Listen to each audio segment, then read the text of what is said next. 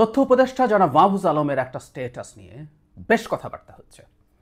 স্ট্যাটাসে তিনি কার উদ্দেশ্যে দিচ্ছেন, কেন দিচ্ছেন বোঝা যায়, কার উদ্দেশ্যে দিচ্ছেন খুব স্পষ্ট নয়, কিন্তু তারপরও তিনি এমনভাবে কিছু কথা বলেছেন এবং এক্সিস্টিং প্রেক্ষাপটে মানুষ ইন্টারপ্রেট করছে এভাবে যে তিনি এনসিপিকে জামাতের সাথে অ্যালাইন্ড হওয়া বা জামাতের মতো না হওয়া নিয়ে পরামর্শ দিচ্ছেন। কেন এটা মনে হলো, আমরা ওই জায়গায় আসবো, তার আগে ছোট একটা ব্যাকগ্রাউন্ড একটু বলে নেওয়া দরকার। যারা মাহফুজ আলম ব্রিটেন সফর করছেন, সেখানে তিনি হামলার শিকার হতে যাচ্ছিলেন, আমরা এভাবে বলবো। তিনি হামলার শিকার আসলে হননি, তাকে হামলার চেষ্টা হয়েছিল, কিন্তু যে গাড়িতে হামলা করার চেষ্টা হয়েছে সেটাই তিনি ছিলেন না। তিনি সেখানে যাবেন রীতিমতো সেটা ঘোষণা দিয়ে আওয়ামী পান্ডারা সেখানে হাজির থাকবে, ফেসবুকে ক্যাম্পেইন করে তারা হাজির ছিলেন, তারা সেখানে তাকে হামলার চেষ্টা করেছেন। এবং সেই হামলা নিয়ে জনাব নাহিদ ইসলাম অ্যাটলিস্ট বলছেন, এনসিপি প্রধান, যে সরকার যথেষ্ট পরিমাণ কঠোর হননি এই ক্ষেত্রে, এবং তিনি মারাত্মক একটা অভিযোগ করছেন যে সরকার এবং উপদেষ্টারা তাকে ব্যবহার করে ছুঁড়ে ফেলে দিচ্ছেন। যাই হোক, আমরা জনাব মাহফুজ আলমের ওপর এই ধরনের পদক্ষেপের বিরুদ্ধে তীব্র তীব্র প্রতিবাদ জানাই এবং সরকারকে আসলে এই ক্রিমিনালদের উপরে যেন আইনি ব্যবস্থা নেওয়া হয় সেই সব দেশে, সংশ্লিষ্ট দেশে সেই চেষ্টা করা হয়। ডক্টর আসিফ নজরুলের ওপরে সুইজারল্যান্ডে এরকম ঘটনা ঘটেছিল, আমরা দেখেছি। এখন মাহফুজ আলমের ওপরে হচ্ছে। এর আগে আমাদের প্রধান উপদেষ্টা প্রেস সচিবের উপরে এই ধরনের চেষ্টা হয়েছে। এই সব চেষ্টার বিরুদ্ধে আমাদের দাঁড়াতে হবে। আমরা আমাদের মধ্যে মত পার্থক্য আছে, আমরা ডিবেট করব, আমরা ঝগড়া বিবাদও করতে পারি, কিন্তু আওয়ামী লীগ শেখ হাসিনা বিরোধী, শেখ হাসিনার বিরুদ্ধে লড়াই করা কোনো পক্ষ, কোনো শক্তির বিরুদ্ধে ন্যূনতম কোনো রকম কোনো পদক্ষেপ দেখালে আমরা একসাথে হব এবং সেটার ব্যাপারে শাস্তিমূলক পদক্ষেপ চাইব। কিন্তু একটা খুব ইন্টারেস্টিং ঘটনা ঘটো যারা মাহফুজ আলমের উপর এই হামলা চেষ্টায় একদিকে আওয়ামী লীগ যেমন সেলিব্রেট করেছে, জামায়াতপন্থী বেশ কিছু অনলাইন অ্যাক্টিভিস্ট এবং ইনফ্লুয়েন্সার এটাতে খুবই আনন্দ বোধ করেছে। খুবই ইন্টারেস্টিং। তাকে জুলাইয়ের গাদ্দার বলা হচ্ছে। জুলাইয়ের গাদ্দার বলে মাহফুজ আলমের ওপর এই হামলা নিয়ে ফান হচ্ছে, মজা হচ্ছে, সেলিব্রেট করা হচ্ছে। আমি বোধ করি এটাই খানিকটা ট্রিগার করেছে যারা মাহফুজ আলমকে এই স্টেটাস দেওয়ার জন্য। না হলেও এটা আসলে এমনি হওয়াই হতে পারতো, ভালো হতে পারতো। জামায়াতের একটা নির্দিষ্ট রাজনীতি আছে, তিনি সেটাকে ইন্ডিকেট করে বলছেন। উনি ইংরেজিতে স্টেটাসটা দিয়েছেন, উনি লিখছেন এভাবে: we don't need another proxy Maududist party in Bangladesh's political landscape. There are already half a dozen proxies working. You won't add anything. Rather, redefine, reorganize and reclaim.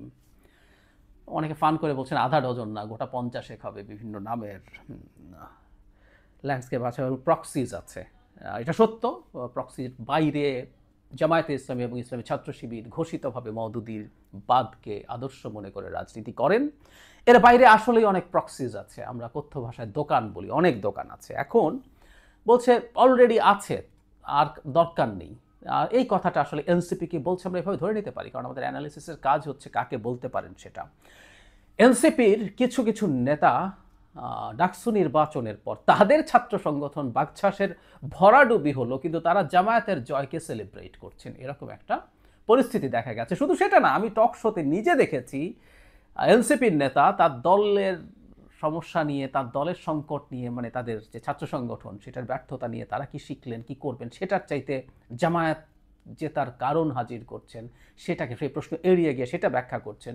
অন্যান্য শোতেও আমি ঠিক একই জিনিস দেখছি। ফলে এই দলটার মধ্যে মওদুদিবাদের আদর্শে উজ্জীবিত লোকজন আছে।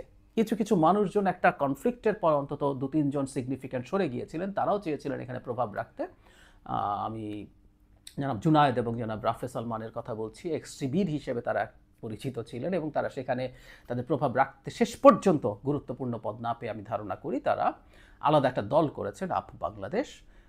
That's good. কিন্তু এরপরও বেশ কিছু রয়ে গেছেন সম্ভবত। সো জনাব নাহিদ ইসলাম সম্ভবত এই জিনিসটাকেই ইন্ডিকেট, জনাব মাহফুজ এই জিনিসটাকেই ইন্ডিকেট করছেন যে আসলে আর প্রয়োজন নেই। যেমন আপ বাংলাদেশ, এটারও আমি এটা নিয়ে এক্সট্রিবির কেন একটা বর্গ এই আলাপ একদিন করেছিলাম, যে তারা আদতে আসলে ওই আদর্শই আছে এবং ডাকসু নির্বাচনের শিবিরের সাথে তাদের প্যানেলে তাদের লোকজন ছিলেন এবং তারাও দুর্দান্তভাবে সেলিব্রেট করেছেন সব কিছু। তো এরকম নানান নামে, আমি আর নাম বলছি না, আপনারা অনেকেই জানেন, এগুলো যখন আছে তখন এনসিপি নতুন করে প্রক্সি হওয়ার আসলে কিছু নেই।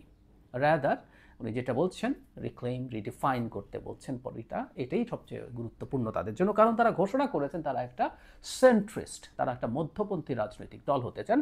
সুতরাং তারা তাদেরকে যদি রাজনীতির মাঠে বেটার কিছু করতে চান তাহলে সেটাই হওয়া উচিত হবে। আমি জামায়াতের আদর্শ নিয়ে আমার নিজস্ব অবস্থান আছে, আমি সেটা আজকে আর বলছি না, কিন্তু যেটা জামাত অলরেডি করছে, এনসিপি যদি সেই পথেই যায়, এনসিপিকে আসলে মানুষের নেওয়ার কারণ নেই, কারণ ওটা অলরেডি জামাত করছে এবং যার ওই ধরনের মতাদর্শ পছন্দ সে জামাতের কাছেই যাবে।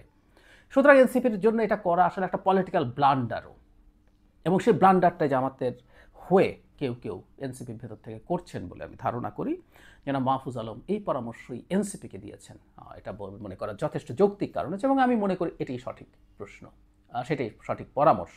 সো এনসিপি যদি একটা রাজনৈতিক দল হিসেবে দাঁড়াতে চায়, তাকে মধ্যপন্থী একটা অবস্থান নিয়ে তার রাজনীতিকে আরও ভালোভাবে ডিফাইন করতে হবে, এবং সেইটার ব্যাপারে তাদের কর্মসূচি জানিয়ে, সেটাকে শুধু জানালে তো হবে না, তারা কিছু কর্মসূচি জানিয়েছেন, কিন্তু সেটাকে মানুষের সামনে রিভিল করতে হবে যে তারা সেটা মিন করেন। তারা কিছু লিখে দিয়েছেন, কিন্তু তাদের চরিত্র বা আচরণও যদি মনে হয় তারা রাদার মওদুদিবাদের প্রতি প্রচ্ছন্ন সমর্থন আছে এবং তারা তার একটা প্রক্সি হতে যাচ্ছেন, তাহলে তাদের রাজনীতি সমস্যার মুখে পড়বে।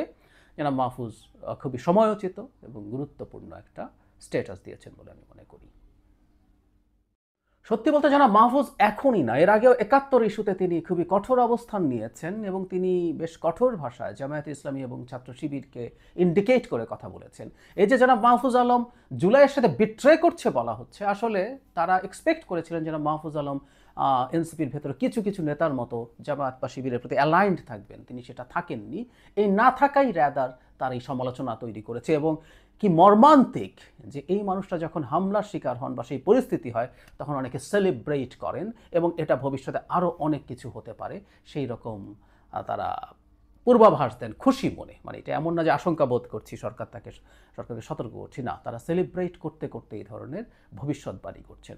খুবই অ্যালার্মিং সাইন। তারপরও সব পরিস্থিতিতেও, এই ধরনের পরিস্থিতিতেও মাহফুজ আলম এটা বলেছেন, আমরা তাকে ধন্যবাদ জানাই। শুধু এখন না, মানে মাহফুজ আলমের কিছু স্ট্যাটাসের বিরুদ্ধে, তার অ্যাটিটিউডের বিরুদ্ধে আমি নিজেও খুবই সরব ছিলাম, আমি তার সমালোচনাও করি, কিন্তু বেশ কিছু জায়গায় তিনি সঠিক অবস্থানে ছিলেন, এবং এক কথা না বললেই নয় যে তিনি মন্ত্রীগিরি করছেন বেশ কিছুদিন। তার মন্ত্রীগিরির দক্ষতা বা মন্ত্রীগিরির অন্যান্য বিষয় নিয়ে সমস্যা থাকতে পারে, কিন্তু আসিফ মাহমুদ সজীব ভুঁইয়ার বিরুদ্ধে যে র্যাম্প্যান্ট করাপশনের অভিযোগ এসছে, তেমন কোনো অভিযোগ আমরা তার দিকে তার প্রতি পাইনি। সো মাহফুজ আলম তার কাজটা সঠিকভাবেই করছেন মনে করি। তবে এটুকু বলে রাখা দরকার, তাদের আসলে সরকারে থাকা উচিত না, অনেক আগেই সেখান থেকে সরে আসা উচিত ছিল। এখনও যত দ্রুত সম্ভব তাদের পদত্যাগ করে বেরিয়ে আসা দরকার।